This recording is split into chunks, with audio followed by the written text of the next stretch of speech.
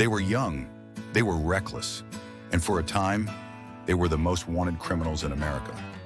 Bonnie Elizabeth Parker and Clyde Chestnut Barrow were born into poverty in early 20th century Texas. They came of age during the Great Depression, a time when jobs were scarce, hunger was common, and dreams often died young. Life had never handed them anything easily. What they craved wasn't just survival, but escape.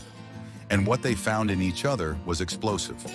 Bonnie was small, sharp-witted, and spirited. A former honor student and an aspiring poet, she once dreamed of a life on the stage. Clyde, on the other hand, had already begun dabbling in crime before he turned 20. He was a slick, quiet young man with a natural charisma, a taste for danger, and a deep resentment of authority. The moment they met in 1930, sparks flew. They fell hard, fast, and dangerously in love. Soon after their meeting, Clyde was arrested for a string of burglaries. While in prison, Bonnie smuggled him a pistol, helping him briefly escape. Though he was recaptured, the gesture sealed their bond. After his release in 1932, Clyde vowed never to be caged again. He wasn't just running from the law anymore. He was at war with it. Together, Bonnie and Clyde formed a gang, at times including Clyde's older brother Buck and Buck's wife Blanche, along with a few other drifters and ex-convicts. Over the next 2 years, they left a trail of crime across Texas, Oklahoma, Missouri, Louisiana, and beyond. They robbed banks, gas stations, and small stores, sometimes pulling in little more than pocket change. But their most notorious acts were the brutal shootouts with police. Clyde, now hardened and tactical, refused to go down easily. Despite their violent streak, the media portrayed them with a strange romanticism. A now famous set of photographs found at a hideout, Bonnie playfully pointing a pistol at Clyde. Cigar in her mouth captivated the public. They were seen as glamorous outlaws, a modern-day Robin Hood and Maid Marian, sticking it to a system that had failed so many during the Depression. But the reality was far less romantic. Life on the run was brutal. They slept in stolen cars, bathed in rivers, and often went hungry. Bonnie suffered serious burns in a car crash that left her leg badly injured, an injury that never fully healed. Clyde, constantly on edge, kept a shotgun in his lap and pistols under the dashboard. Their friends were either arrested, killed, or fled. The gang shrank. The net closed. Law enforcement finally began coordinating across state lines, determined to end the spree. Leading the charge was retired Texas Ranger Frank Hamer, a relentless tracker who spent weeks studying their patterns, habits, and haunts. He assembled a posse and followed Bonnie and Clyde's trail from state to state, always one step behind. In May 1934, Hamer's team laid a trap. On the morning of May 23rd, Bonnie and Clyde were headed to meet a contact on a rural road near Gibson, Louisiana. Unaware they were driving into an ambush, they slowed as they approached what looked like a broken-down truck on the side of the road.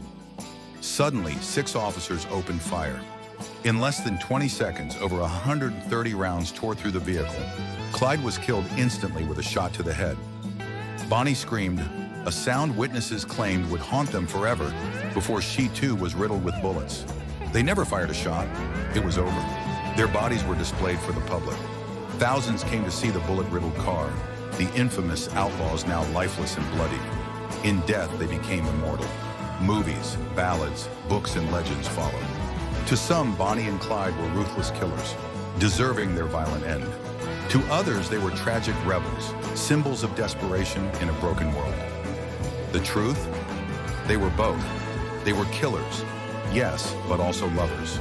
Criminals, but also victims of the time they lived in. They were 2 young people who dreamed of something bigger, who ran too far and too fast and paid the price. Their story endures not just because of what they did, but because of how they did it, together. Bonnie and Clyde didn't just defy the law, they defied the odds. And for a brief, bloody moment, they outran everyone. They died young, they died violently, but they never disappeared. Their legend still drives down dusty roads, pistol in one hand, poetry in the other. In the end, their love was as much a weapon as any gun they carried. It fueled them when hunger gnawed at their stomachs and fear clawed at their hearts. It bound them tighter than handcuffs ever could, even as the world closed in. For Bonnie and Clyde, there was no life apart from each other, No future that didn't include both their names etched into history, however blood-stained it might be. The ambush came on a quiet spring afternoon, sunlight filtering through the trees like an illusion of peace. They never saw it coming. Perhaps they didn't want to. Death had always been chasing them. It felt almost natural that it would catch up eventually. The hail of bullets tore through their stolen car, shattering glass and bone alike. Some say Bonnie's hand was still clutching Clyde's when the life drained out of them. Others swear she died whispering his name. Neither body surrendered easily. Their intertwined forms slumped together, as if the violence around them couldn't pry them apart. When news of their deaths spread, the nation erupted in equal parts outrage and fascination. Were they monsters or martyrs, heroes or harbingers of chaos? People argued over their legacy, but none could deny its power. Their story became myth, a tale of rebellion against despair, of passion burning brighter than reason. In death, they achieved what eluded them in life: immortality. Decades later, travelers still visit the sites where they once roamed. Museums display their faded photographs, their scribbled poems, the rusted remains of guns that fired too many shots. Tour guides recount their exploits with a mix of reverence and revulsion, reminding listeners that these were not just criminals, they were people, flawed, desperate, yearning for something more. And so, Bonnie and Clyde remain alive in ways they never expected, not as ghosts haunting empty highways, but as symbols of defiance, of reckless dreams pursued at all costs. Their love, twisted though it may have been, endures as proof that even amid ruin, humanity finds connection.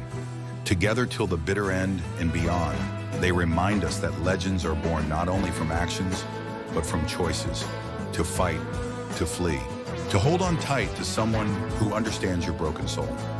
Their wheels stopped turning long ago, but their story keeps rolling down those endless roads, forever wild, forever free.